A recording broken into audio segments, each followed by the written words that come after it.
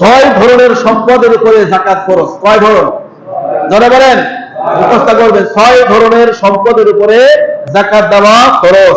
এক নম্বর হলো স্বর্ণ।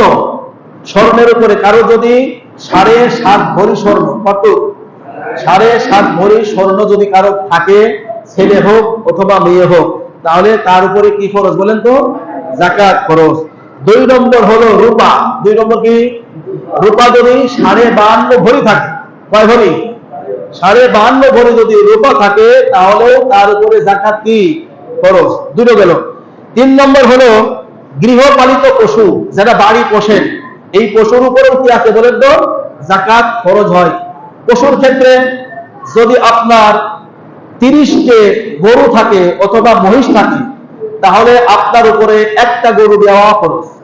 কথা বলে বোঝেন না? যারা খামার আছে, কয়টা গরু? 30টেই একটা। ছাগল যদি থাকে 40টেই একটা। 40টে কয়টা? একটা। কারো যদি উট থাকে 5টা উটে একটা উট। কথা বুঝছেন?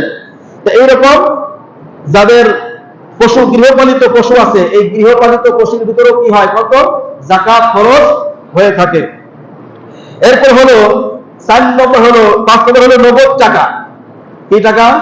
আর স্বর্ণও নেই, রূপাও নেই, গৃহপালিত পশুও নেই, কিন্তু নগদ টাকা আছে। আছে না? না এরকম আছে না?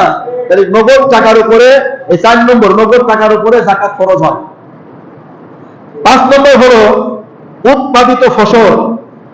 যে সম্পদ আপনাদের আমাদের আছে, আমরা অনেকেই জমি আমরা আবাদ করি না? এই জমির ভিতরেও কিন্তু কি আসে বলেন তো?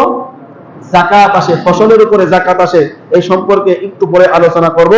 তাই 1 নম্বর হলো যাকাত ফরজ হলো রূপার উপরে, স্বর্ণের উপরে, গৃহপালিত পশুর উপরে, ব্যবসার মালের উপরে। কিসের মাল? ব্যবসার মালের উপরে, নগদ টাকা, উৎপাদিত ফসল। এই 6টা জিনিসের ভিতরে কি হয়? যাকাত